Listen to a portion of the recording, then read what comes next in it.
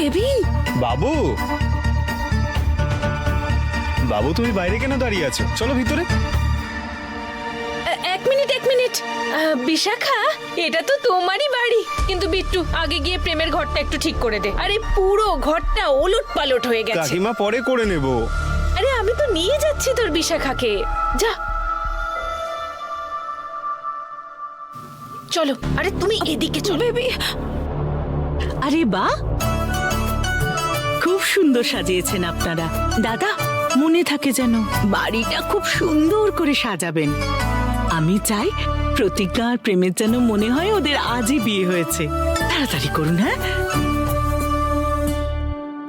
একজন মায়ের পক্ষ থেকে এর থেকে ভালো আর কি উপহার হতে পারে তার ছেলে আর বৌমার জন্য? তুমি এখানে কি করতে এসেছো? হ্যাঁ, প্রতিজ্ঞা তোমার প্রাণ বাঁচিয়েছিল কারণ ও অসুর লোকের দ্বার বন্ধ করতে চেয়েছিল। তার মানে এই নয় যে আমরা তোমার উপর ভরসা করি। যাও এখান থেকে। আমি জানি যে আপনারা কেউ আমাকে বিশ্বাস করেন না, কিন্তু আমার কথা বিশ্বাস করুন, আমি এখন সত্যিই বদলে গিয়েছি। কারণ আমি সত্যি বিট্টুকে ভালোবাসতে শুরু করেছি। ভালোবাসা? তাও একটা নাগিন হয়ে? তুমি আবার এখানে বিট্টুর প্রাণ নিতে আসোনি তো? না কাকিমা, আমার মনে হয় না বিশালী এমন কিছু করবে। ওর মনে যদি সেরম কিছু থাকতো তাহলে ও আমাদের সাহায্য করতো না তপস্যার বিনাশে। তুমি ভুলে গেছো প্রতিজ্ঞা? তপস্যা তোমাকে সাহায্য করেছিল কর্ণমোহিনীকে শেষ করার জন্য। তারপর ও নিজেই হয়ে গেছে কর্ণমোহিনী। ও তো একজন মানুষ ছিল, তাও তো ও তোমাকে ঠকিয়েছে। আর এ তো একজন নাগিন। ওর উপর কি করে আমরা ভরসা করতে পারি? না না না, আপনারা দয়া করে বিশ্বাস করুন। আমি জানি না যে আপনাদের কি করে আমার ভালোবাসার প্রমাণ দেব, কিন্তু আপনারা যা পরীক্ষা নিতে চান আমি সব পরীক্ষা দিতে রাজি আছি। শুধু শুধু বিট্টুকে আমার কাছ থেকে দূরে করবেন না। শুধু একটা সুযোগ দিন আমায় আমার ভালোবাসা প্রমাণ করার জন্য। কাকিমা, মহাকালও তো সবাইকে আরেকটা সুযোগ দেয়। আমার মনে হয় আমাদেরও ওকে একটা সুযোগ দেওয়া উচিত। আমার ভালোবাসার শক্তিতে ভরসা আছে। ভালোবাসা মানুষকে সম্পূর্ণ বদলে দিতে পারে। আমি মহাকালের কাছে শুধু এটাই প্রার্থনা করব, যেন তুমি সত্যিকারের ভালোবাসা পাও আর পাপের পথকে ছেড়ে দিয়ে ভালোবাসার পথ বেছে নাও।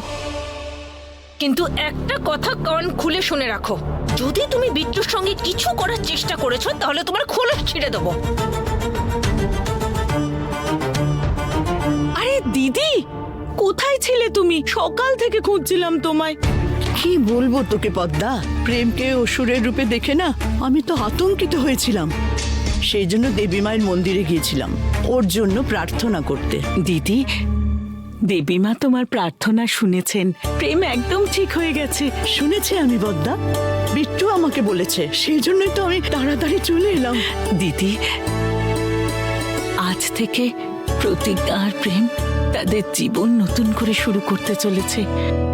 আমি ভাবছিলাম যে প্রতিজ্ঞাকে আমি নিজে হাতে সাজাবো একদম নতুন কোণের মতো। খুব ভালো ভেবেছিস পদ্মা।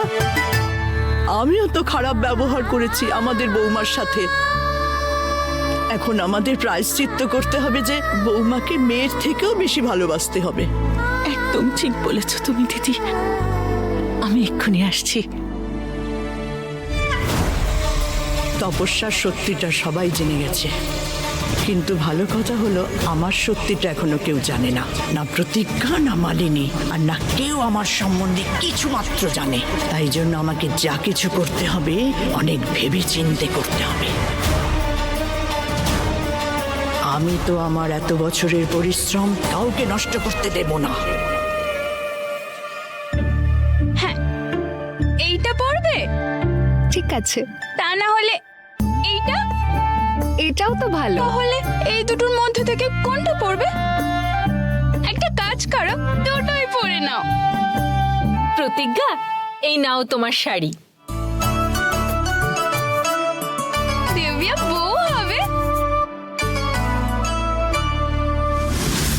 কিন্তু কাকিমা, আমার বিয়ে কবে হবে?